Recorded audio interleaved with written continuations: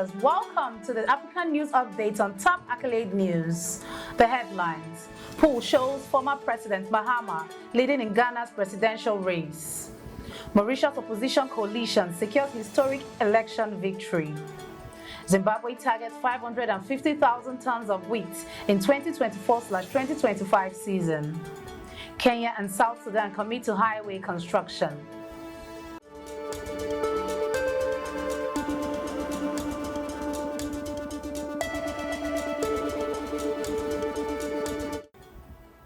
In politics, poll shows former President Mahama leading in Ghana's presidential race. Ghana's upcoming presidential election looks set to be a tight race, with former President John Dramani Mahama leading in a new opinion poll.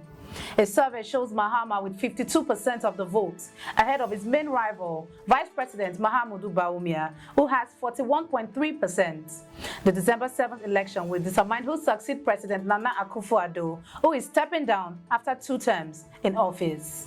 Key issues for voters include the economy, jobs, and education, with Mahama's National Democratic Congress looking to reclaim power after the ruling New Patriotic Party struggled with Ghana's worst economic crisis in decades. Still in politics, Mauritius opposition coalition secures historic election victory. Mauritius' opposition coalition, the Alliance for Change, has won the country's parliamentary election by a landslide, securing all 62 directly elected seats. The Prime Minister's ruling coalition, the Militant Socialist Movement, was completely shut out, failing to win a single seat. He considered defeat early, acknowledging the overwhelming victory of the opposition, which would see former Prime Minister Navin Ramgoolam return to power. The election result, marred by corruption scandal within the ruling party, marked a dramatic rejection of the current government. Official results are expected, but the opposition has already clinched all 60 announced seats, making it a historic moment in the nation's democratic history. Moving to economy, Zimbabwe targets 550,000 tons of wheat in 2024/2025 season.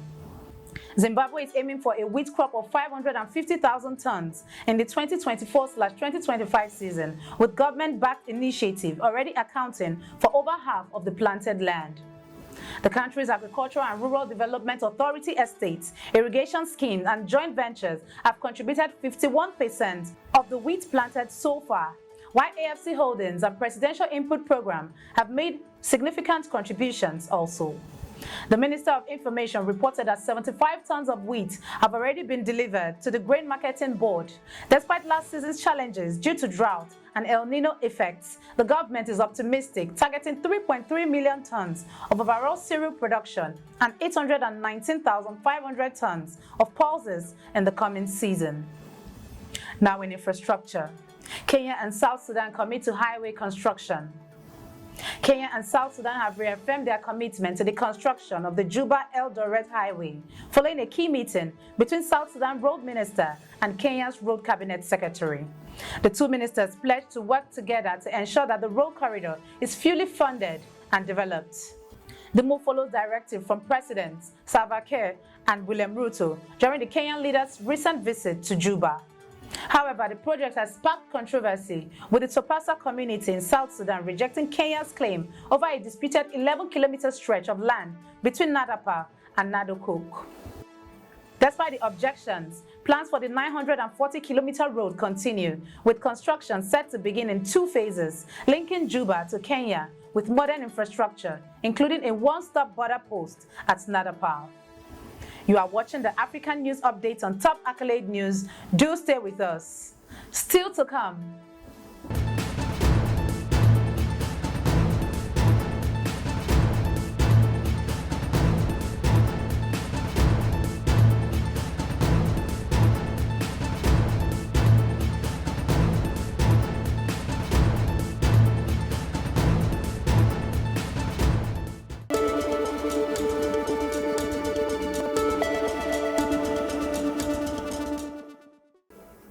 Thanks for staying with us.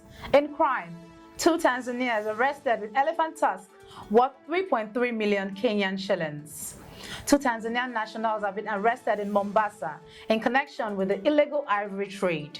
In a coordinated operation by the police and Kenya Wildlife Service officers, Paul Kuya and Paul Telek were found with 11 elephant tusks weighing nearly 33 kilograms, valued at 3.3 million Kenyan shillings. The tusks concealed in nylon sacks were recovered from a hideout in Majengo. Investigations revealed that the suspect had crossed into Kenya from Tanzania with the intention of selling the contraband. The tusks have been stored as evidence and the suspects are now in police custody awaiting charges. Still in crime, 2 senior 6 candidates in Uganda under investigation for using AI to cheat in UACE exams.